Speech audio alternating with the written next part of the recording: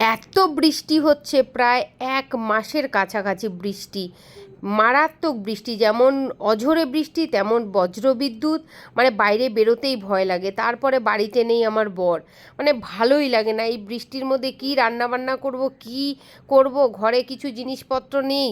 মানে হঠাৎ করেই মাথায় এলো, ও ফ্লিপকার্ট তো মাত্র 5 মিনিটেই গ্রসারি থেকে শুরু করে যে কোনো জিনিস ডেলিভারি করে দেয়। ওই জন্য ঝটপট আমি ফ্লিপকার্টে গিয়ে দেখো 2 রকমের ডাল, মুসুর ডাল, মুগ ডাল, 1 কেজি টমেটো, 6 কেজি আলু, গাজর, দুধ অর্ডার করে নিলাম। একটু গাঢ় গাঢ় দুধ চা করবো। আর এইদিকে আমি টিফিনের জন্য আটাও মেখে নিলাম। আর পটাশ দেখো ঘুমাচ্ছে।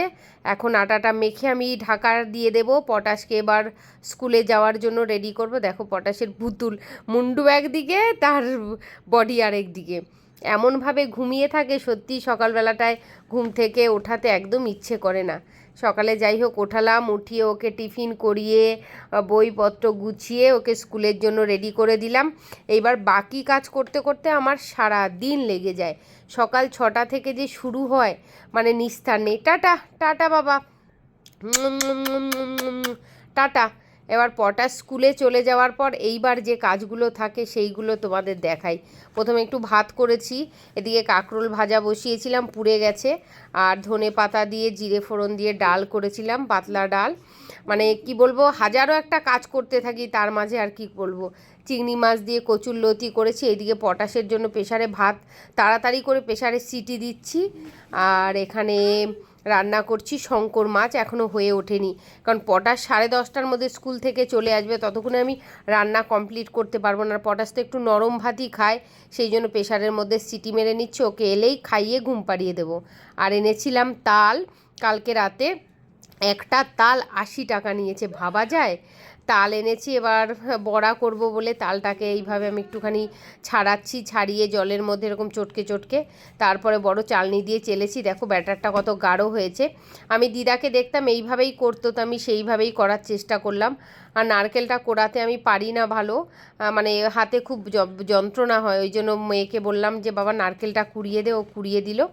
আর এই যে পটাশ আমার স্কুল থেকে এসে কাজ করেছে, দেখো সব গাছগুলোর মাথাতে একটা করে এই সাদা কাগজের গ্লাসগুলো ঢুকিয়ে রেখেছে। ঠাকুরগুলোর মাথাতেও দেখো গ্লাসগুলোকে ঢুকিয়ে রেখেছে।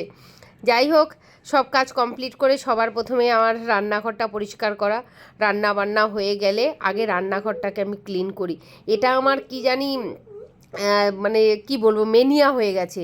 যাই হোক না কেন, রান্নাঘর পরিষ্কার না থাকলে আমার যেন মাথা গরম হয়ে যায়। আর তোমরা অনেকেই আমাকে কমেন্ট করেছিলে আমার কিচেনটা দেখে, দিদি এই যে কিচেন সেলফটা কত পড়েছে। তো কিচেন সেলফটা আমি ফ্লিপকার্ট থেকে নিয়েছি।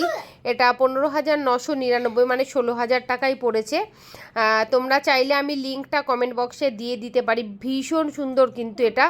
আর সেলফগুলো বেশ অনেকটা ডেথ রয়েছে, দেখো কত ডেথ রয়েছে। এখানে তোমরা চাইলে শোপিসও সাজিয়ে রাখতে পারো, কাচের গ্লাস, বাটি, ডিনার সেট। আমি এই মশলাপাতির ডাব্বাডুব্বি রেখেছি আর কি। ভীষণ সুন্দর আর বেশ শক্তপোক্ত। এরপরে এলাম বেডরুমে, একটুখানি রোদ উঠেছিল, বালিশগুলো সব রোদে দিয়েছিলাম। আর এই যে খাটটা দেখো, আমার বর বাড়িতে না থাকলে খাটটা মোটামুটি যেরকম করি সেরকমই থাকে। অনেকে আমাকে বলে দিদি তুমি সবসময় সাদা বেড কাভার পাতো কেন।